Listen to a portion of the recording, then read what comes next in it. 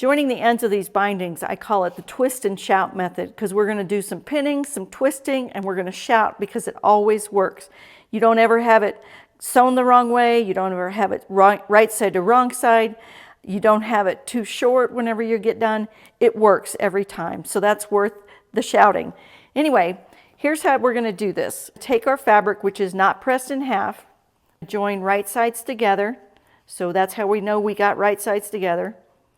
And find a place that's halfway between the two ends where they match.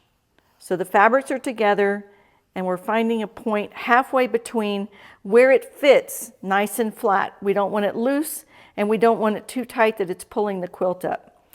You do want to have a little bit of tension on it because your machine is going to put pressure on this and we want it to fit and not have a tuck because we gave it a little bit too much fabric.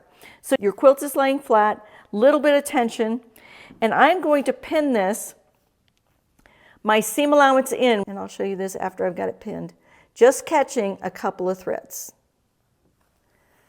Okay, so I think you can see that right there, and it's seam allowance in, and I cut threads on both sides. Okay, just catching a couple of threads. And the reason we want just a couple is because we're now going to twist the fabric on itself. It needs to be only just a few threads. So I'm going to grab the quilt up and pin it out of the way and move it back a little bit so you can see what I'm doing here.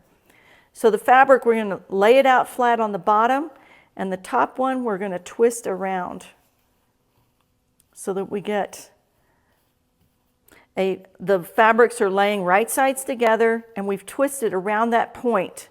I call it the critical point. We have to have our seam go from this point here to that point through our critical point.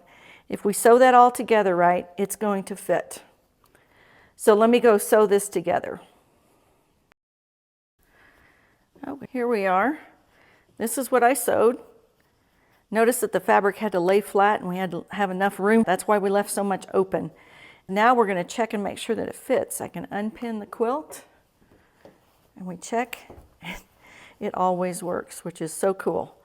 I've had this video on my website the longest on the technique, how to do this technique, and people go, don't move that, don't take it down. I always go back to it. So anyway, it fits. Now I'm going to trim that back. 1/4 inch seam allowance, press that seam open, pull that up, grab that up again. We're going to trim that 1/4 inch seam.